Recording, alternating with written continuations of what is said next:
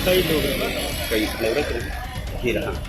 चंद्रशेखर भैया को जल्दी से जल्दी यहाँ पे भेजे तभी हम लोग मानेंगे, नहीं तो नहीं मानेंगे। उनका हम पुलिस प्रशासन आज कोई भी आए गोली खा लेंगे मगर हम यहाँ से हटेंगे। पूरी जो है जानकारी है वो वापस लौट रहे हैं।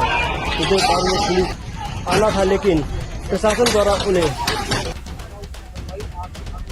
मुख्यमंत्री मेरे खाते से मेरा नाम लिया मुख्यमंत्री। ये सोच समझ के बोलो पत्रकार साथी, हवा मत बोला करो आप लोग। टीआरपी के लिए पता नहीं क्या क्या बोलते हो। मेरा नाम लिया तो बताओ, वरना तुम्हारे खिलाफ एफआईआर कर दूंगा। ये जिस आदमी को, जिस इंसान को ये आदर्श मान के चल रहा है, तो कभी उनके बारे में ठीक से पढ़े। ये रोज का ये गुंडागर्दी, ये धमकी हर विषय पे, सांसद जी अगर सच्चे हैं तो उन्हें प्रेस के साथ इस तरह का दुर्व्यवहार नहीं करना चाहिए था। और प्रेस को प्रेस मान के, ये भारत की प्रेस है, उनकी अपनी प्रेस है, उनके अपने सपोर्टर हैं, उनके कारण ही आज ये सांसद में बैठे हैं। भीम आर्मी के संस्थापक, आजाद समाज पार्टी के राष्ट्रीय अध्यक्ष और नगीना से सांसद चंद्रशेखर आजाद का हमेशा विवादों से नाता रहा है। विवादों में रहने वाले चंद्रशेखर आजाद एक बार फिर सुर्खियों में बने हुए हैं। इस बार प्रयागराज में हुई हिंसा को लेकर के अब चंद्रशेखर और भीम आर्मी सुर्खियों में आई है। इस पर बातचीत करेंगे क्योंकि भीम आर्मी के बहुत सारे कार्यकर्ता गिरफ्तार हुए हैं और जिसको लेकर के अब अनोखी बहस छिड़ गई है। हालांकि चंद्रशेखर आजाद ने गिरफ्तार हुए कार्यकर्ताओं से किनारा कर लिया है। इस पर बातचीत करेंगे। हमारे साथ भारतीय जनता पार्टी के वरिष्ठ नेता और समाज सेवी हैं चौधरी अजीत सिंह, बात कर लेते हैं। चौधरी साहब, स्वागत है आपका। किस तरह से देखते हैं इस घटनाक्रम को, क्योंकि प्रयागराज में भीम आर्मी के द्वारा एक बवाल किया जाता है, आगजनी की जाती है, तोड़फोड़ की जाती है, और जो भीम आर्मी के संस्थापक हैं, नगीना से सांसद हैं और आजाद समाज पार्टी के राष्ट्रीय अध्यक्ष हैं, उन कार्यकर्ताओं से किनारा कर लेते हैं। धन्यवाद भाई साहब। ये मैं भी मीडिया के माध्यम से देख रहा हूँ ये प्रयागराज में जो चल रहा है, और इसमें नाम सबसे बड़ा जो है भीम आर्मी के जो संस्थापक हैं आज़ाद जी, उनका नाम बहुत चर्चित विषय है, पूरे भारत में फैल रहा है। देखो, ये इस तरह की घटनाओं में ये आज जो है ना, वो भीम आर्मी का संस्थापक ये चंद्रशेखर आज़ाद नहीं है। अब ये दुनिया का सबसे बड़ा लोकतंत्र भारत है, और उस लोकतंत्र में सबसे बड़ी जो पंचायत सभा है उसका ये मेंबर है, उसका सदस्य है ये।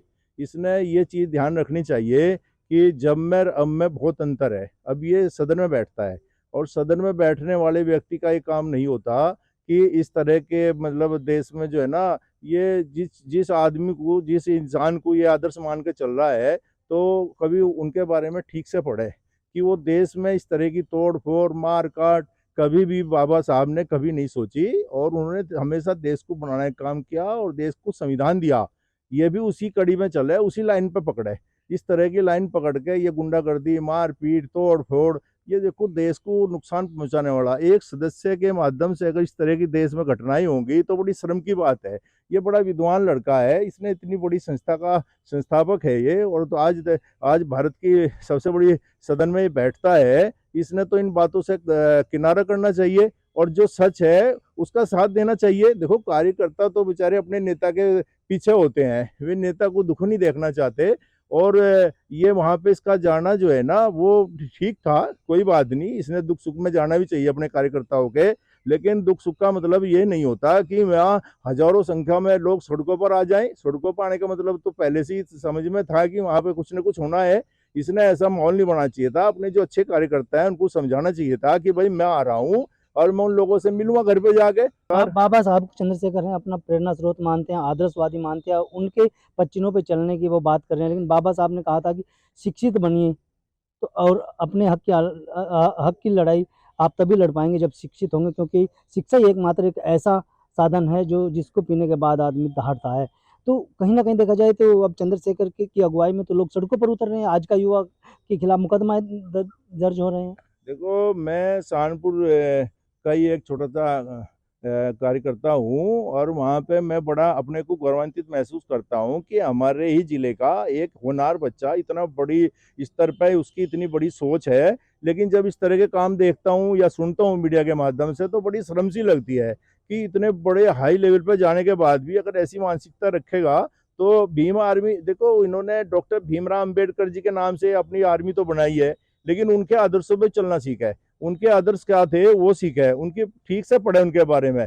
देखो जब तक उनके बारे में सही ज्ञान इसे नहीं होगा, मुझे नहीं लगता इसका फिर उनका नाम लेना भी इसके लिए पाप है। और उनके विषय पे सोचते हैं कि मैं भीमराव अम्बेडकर जी का वो मेरे आदर्श थे, ये कहना बंद कर दे।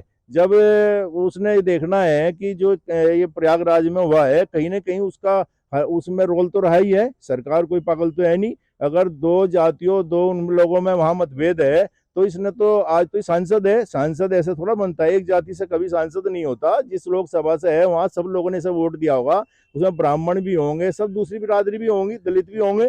तो इसने सभी का विचार करना चाहिए और इन बातों से ऊपर उठना चाहिए। ये रोज रोज का ये गुंडागर्दी, ये धमकी, हर विषय पे इस तरह का धमकाना वो ठीक नहीं है इसके लिए नुकसान युवाओं है। के लिए क्या कहेंगे, क्योंकि युवा है जो एक अपने नेता के कहने पर सड़कों पर उतर रहा है, कानून हाथ में ले लेते हैं, आगजनी, तोड़फोड़, मारपीट, तमाम चीजें की घटनाओं को अंजाम देने में। देखो कार्यकर्ता बहुत सीधा होता है, उसे उसे जो है ना अपना नेता नजर आता है।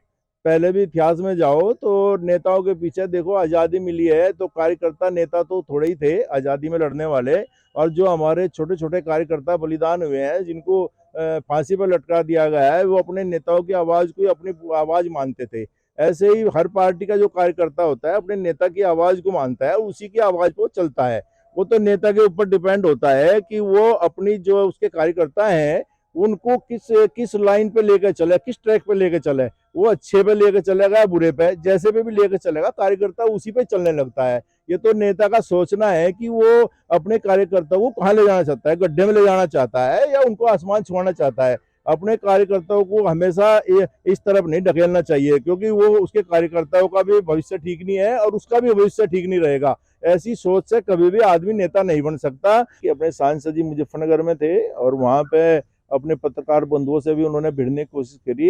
ये अच्छा नहीं है। पत्रकार बंधु जो है ना बड़े बुद्धिजीवी वर्ग में आते हैं समाज में, और वो जो सच्चाई होती है या बुराई होती है उसे सही रूप से रखने में, समाज के सामने रखने में उनका बहुत बड़ा रोल रहता है। देखो वो किसी के दुश्मन नहीं होते, प्रेस कभी किसी की दुश्मन नहीं होती। प्रेस जो है सच्चाई के साथ चलती है और सच्चे का साथ देती है। तो इसलिए मेरा मानना है सांसद जी अगर सच्चे हैं तो उन्हें प्रेस के साथ इस तरह का दुर्व्यवहार नहीं करना चाहिए था। और प्रेस को प्रेस मान के, ये भारत की प्रेस है, उनकी अपनी प्रेस है, उनके अपने सपोर्टर हैं, उनके कारण ही आज ये सांसद में बैठे हैं। और इतना बड़ा नाम जो है, कहीं ना कहीं प्रेस का बहुत बड़ा रोल है। प्रेस ये नहीं देखती कि दलित समाज से है या स्वर्ण जाति से है। FIR दर्ज कराने की वो हाँ वो ठीक नहीं है। FIR दे के आप अपने भारत की प्रेस से एक तरह से लड़ना चाहते हैं, वो आपके भविष्य के लिए खतरा है। प्रेस आपको, प्रेस ने हमेशा कुछ दिया है, आपने कुछ नहीं दिया प्रेस को, प्रेस ने आपको कुछ दिया है। प्रेस आपने आपको यहाँ तक उठाया। आज अगर प्रेस आपकी सच्चाई को कुछ कहना चाहती है, सच्चाई को समाज के सामने दिखाना चाहती है, तो आप प्रेस से टकराव ना ले। वो आपके जीवन के लिए आपके खतरे, आपके ठीक नहीं है, आपके लिए, आपके भविष्य के लिए ठीक नहीं है। अगर हम बात करें चंद्रशेखर की, तो चंद्रशेखर आज़ाद हैं, उनके ऊपर आरोप लगाए हैं एक जो स्विट्जरलैंड में PhD की डिग्री प्राप्त कर रही हैं और वहाँ पर पढ़ाई कर, उसने बहुत ऐसे गंभीर आरोप लगाए हैं जिनको लेकर के तमाम लोग शर्मसार हैं। उसका आरोप है कि उसने यौन शोषण किया है, शादी का झांसा दिया और आज उसको ठुकरा दिया है, छोड़ रहे हैं। देखो मैं तो ये मीडिया के माध्यम से मुझे ज्ञान हुआ है कि वो डॉक्टर रोहिणी बड़ी विद्वान लड़की है, दलित समाज से आती है और इसकी वो अच्छी फ्रेंड है, बढ़िया मित्र है। और उसने हर दुख सुख में, मुझे जो मीडिया से मतलब ज्ञान हुआ है, मुझे ऐसा लगता है कि उसने इसका हर पग पग पे साथ दिया है। और देखो साथ देने वाला जो साथी होता है उसके साथ इस तरह का कार्य नहीं होना चाहिए। अगर आप पावर में आ गए तो अपने पुराने साथी को भूलना नहीं चाहिए। मैं नहीं मानता, मुझे ऐसा लगता है कि उसने, वो विद्वान लड़की है, बहुत विद्वान है, और उसने इसको यहाँ तक लाने में मुझे लगता है कि उसका बहुत बड़ा हाथ है। और वो नर्वस क्यों हुई, कहीं ना कहीं कारण होगा, कोई ना कोई उसको देखो धोखे में रखा होगा, उसके साथ कुछ धोखा हुआ होगा। जब भी वो देखो, औरत कब आती है सामने, जब उसके साथ कुछ ना कुछ धोखा होता है। औरत तो बड़ा सहज सरल स्वभाव की होती है। ये तो धरती की तरह, माता की तरह, बहन की तरह, पत्नी की तरह, इनका रूप बड़ा अलग ही होता है। ये जब दुखी होती है तब ये फिर दुर्गा बन जाती है।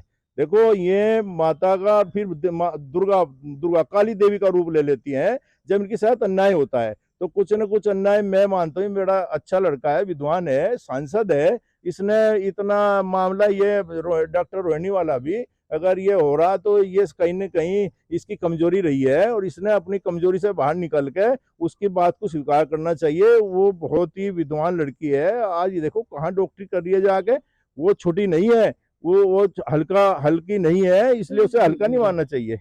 इसने बताया कि मैं कुंवारा हूँ और उसके साथ उसका शारीरिक शोषण किया है, शादी का झांसा दिया है। वो कहाँ तक ठीक है एक एमपी के लिए? देखो, ये तो सांसद जी जानते हैं या भगवान जानता है या वो डॉक्टर रोहिणी जानती होगी कि इसका उसमें कितना बड़ा धोखे का रोल रहा। मुझे नहीं पता, मुझे नहीं लगता कि सांसद जी इतना बड़ा धोखा देंगे, लेकिन मैं तो ये जरूर मानता हूँ कि वो इसकी बहुत अच्छी सपोर्टर थी, सहयोगी थी और इसको हर तरह से सपोर्ट करने वाली थी। इस तरह का साथी चाहे आदमी है चाहे औरत है, कोई भी है, वो कभी भी इस तरह दरकिनार नहीं करना चाहिए। उसको सम्मान देना चाहिए और उसे सम्मान मिलता रहना चाहिए। मेरी अपनी सोच तो यही है। बाकी तो सांसद जी की सोच क्या है, वो तो आज सदन में बैठे हैं, सांसद हैं भारत की पंचायत में, तो उनको तो बड़ा दिल रखा है, बड़ी सोच रखा है। अपने एक ऐसे साथी को अपने साथ लगाना चाहिए और उनका पद पे हर जगह उनका साथ देना चाहिए, उनका साथ लेना चाहिए। यही उनके लिए अच्छा होगा, उनके जीवन के लिए अच्छा होगा, उनके राजनीतिक करियर के लिए अच्छा होगा, उनके लिए समाज में जो उनका स्थान है उसमें बरकरार उनको बढ़ाने में उस महिला का बहुत बड़ा हाथ रहेगा। वो बहुत अच्छी महिला है, उसको इन्होंने स्वीकार करना चाहिए और अपने उसमें सम्मान से उसको सम्मान देना चाहिए। चलिए, बहुत बहुत धन्यवाद चौधरी साहब, आपका ये थे हमारे साथ वरिष्ठ समाजसेवी और भारतीय जनता पार्टी के वरिष्ठ नेता चौधरी अजीत सिंह जी, जिन्होंने न्यूज़ 14 से बातचीत में साफ कर दिया कि जो जिस तरह से चंद्रशेखर आज़ाद के द्वारा न सिर्फ एक युवती का यौन शोषण किया गया है, उस पर अपनी बेबाकी से राय रखी है, बल्कि जो प्रयागराज में घटना है उसके लिए भी उसी को जिम्मेदार बताया, क्योंकि जो तमाम कार्यकर्ता पकड़े गए हैं वो भीम आर्मी से और आज़ाद समाज पार्टी से जुड़े हुए हैं। वीडियो के बारे में आपकी क्या राय है, हमें कमेंट में। अगर आप ये खबर फेसबुक पर देख रहे हैं तो वीडियो को लाइक करके पेज को फॉलो करें। इसके अलावा अगर आप इस खबर से यूट्यूब के जरिए जुड़े हैं तो चैनल को सब्सक्राइब करके बेल आइकन दबाना बिल्कुल ना भूलें। नमस्कार।